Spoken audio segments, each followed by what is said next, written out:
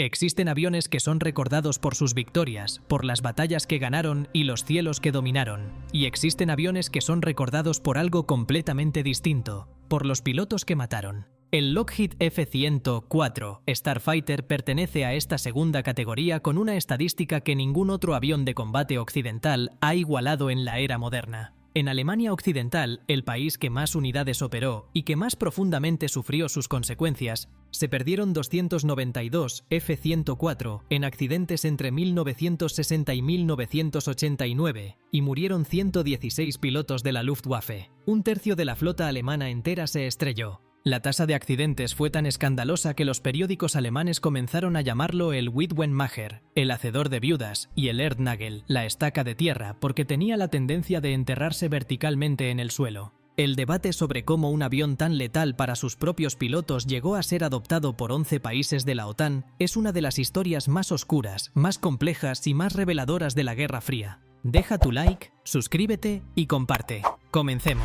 El F-104 nació de una visión genuinamente revolucionaria. Kelly Johnson, el legendario ingeniero de Lockheed que había diseñado el U-2 y que más tarde crearía el SR-71 Blackbird, visitó a pilotos estadounidenses en Corea a principios de los años 50 y les preguntó directamente qué necesitaban. La respuesta fue unánime: velocidad. Los pilotos que luchaban contra los MiG-15 soviéticos querían un avión que pudiera alejarse de cualquier amenaza a una velocidad que ningún enemigo pudiera igualar. Johnson tomó esa respuesta al pie de la letra y diseñó el avión más rápido y más simple que la tecnología de la época podía producir, sacrificando deliberadamente casi todo lo demás en el altar de la velocidad pura. El resultado fue un avión de aspecto absolutamente inconfundible. Las alas del F-104 eran tan pequeñas y tan delgadas que los mecánicos tenían que usar guantes gruesos al trabajar cerca de ellas porque sus bordes de ataque eran literalmente afilados como cuchillos, con apenas 0,4 milímetros de espesor.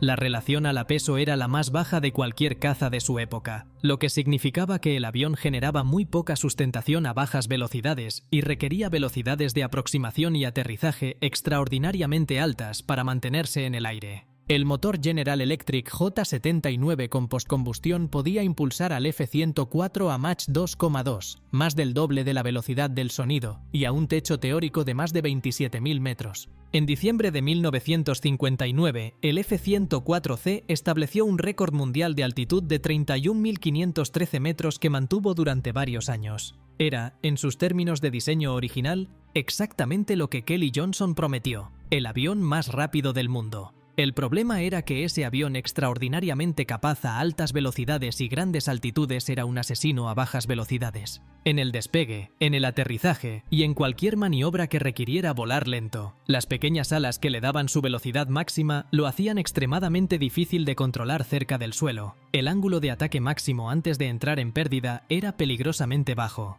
Si un piloto perdía velocidad en el momento equivocado, el avión entraba en un movimiento de rotación incontrolable llamado inercia coupling, en el que la inercia del fuselaje largo y pesado superaba la capacidad de las superficies de control para recuperar la actitud de vuelo normal. En esas condiciones, recuperar el control era prácticamente imposible, y el piloto tenía apenas segundos para eyectarse antes de que el avión impactara el suelo. El sistema de eyección original del F-104 era, increíblemente, hacia abajo en lugar de hacia arriba. El asiento eyectable Lockheed C-2 disparaba al piloto hacia abajo y hacia afuera del avión, lo que era perfectamente funcional a grandes altitudes y velocidades, pero absolutamente letal a bajas altitudes. Si un piloto necesitaba eyectarse durante el despegue o el aterrizaje, a pocos metros sobre el suelo, el asiento lo disparaba directamente contra el pavimento. Esta decisión de diseño mató a un número indeterminado de pilotos que se eyectaron correctamente pero a altitudes insuficientes para que el asiento funcionara.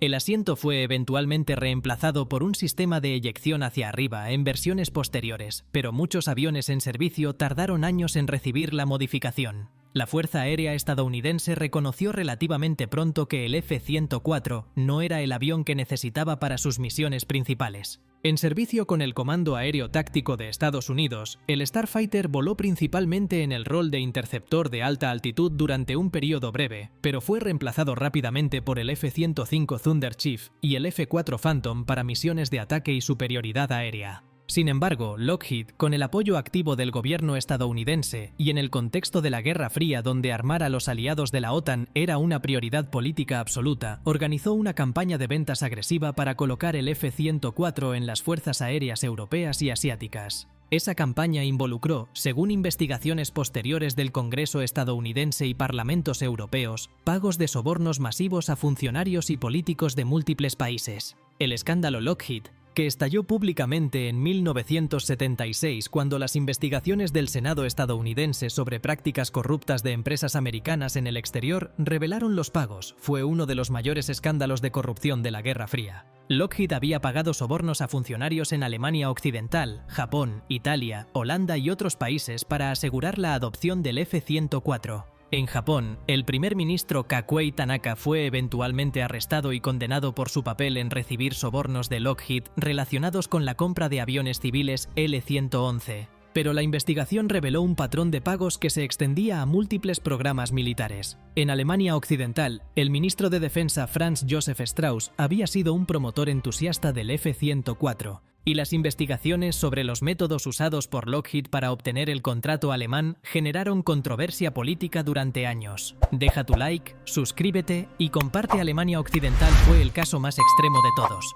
La Luftwaffe adoptó el F-104G, una versión modificada para misiones de ataque al suelo con capacidad nuclear, que era aún más exigente de volar que la versión original de Interceptor. Volar a baja altitud con carga de bombas en las condiciones meteorológicas del norte de Europa, con niebla, lluvia, visibilidad reducida y terreno irregular, era una combinación mortal. Los pilotos alemanes, muchos de los cuales venían de una tradición de vuelo en aviones de entrenamiento subsónicos más fáciles de manejar, se encontraron de repente en una máquina que no perdonaba ni el más pequeño error de juicio. El programa de entrenamiento era inadecuado para la dificultad real del avión. Los procedimientos de emergencia eran complicados, y el ritmo de operaciones era alto porque la OTAN requería que Alemania mantuviera sus fuerzas en máxima disponibilidad durante toda la Guerra Fría. Las estadísticas alemanas son las más citadas, pero no fueron las únicas dramáticas. Canadá perdió 37 de sus 238 CF-104 en accidentes fatales.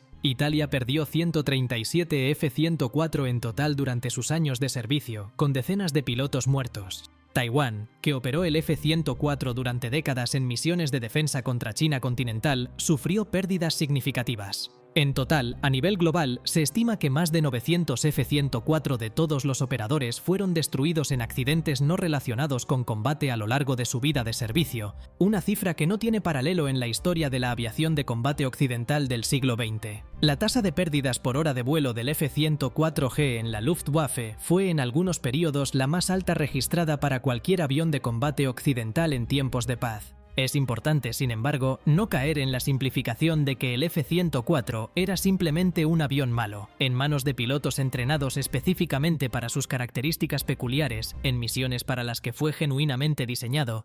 El Starfighter era una plataforma formidable. Durante la guerra entre India y Pakistán en 1965, los F-104A pakistaníes, volados por pilotos con entrenamiento intensivo en sus capacidades específicas, se desempeñaron bien en el rol de superioridad aérea y de escolta, aprovechando su velocidad superior para desengancharse de combates desfavorables y para interceptar aviones enemigos antes de que pudieran atacar. Pakistán operó el F-104 con mucho menos pérdidas de accidente que los países europeos, lo que sugería que el entrenamiento y la doctrina eran variables críticas tanto o más que las características intrínsecas del avión. La carrera del F-104 también produjo momentos de gloria genuina en el ámbito de los récords de velocidad y altitud. El piloto civil Jacqueline Cochran estableció varios récords de velocidad en el F-104B en 1964. El programa de astronautas de la NASA usó el F-104 extensamente como avión de entrenamiento para simular las condiciones de reentrada atmosférica, y varios de los astronautas del programa Mercury y Gemini, incluyendo a Neil Armstrong, volaron el Starfighter regularmente. Armstrong, de hecho, estuvo involucrado en un incidente con un F-104 en 1968 en el que perdió brevemente el control del avión durante una maniobra de prueba, pero logró recuperarlo. Un episodio que demostró tanto los peligros del avión como las habilidades excepcionales de sus pilotos más talentosos. El F-104 comenzó a ser retirado de las fuerzas aéreas europeas a partir de los años 70, reemplazado por el F-16, el Tornado y el F-18 según el país. El último operador en retirar el Starfighter fue Italia, que mantuvo el avión en servicio hasta el año 2004, casi 50 años después de su primer vuelo. La aeronáutica militar italiana desarrolló a lo largo de esas décadas una cultura de vuelo específicamente adaptada a las exigencias del F-104, con programas de entrenamiento excepcionalmente rigurosos y procedimientos de emergencia refinados por generaciones de pilotos, lo que le permitió operar el avión con tasas de accidente notablemente mejores que las que habían sufrido los alemanes en los años 60. Deja tu like, suscríbete y comparte. Hasta la próxima.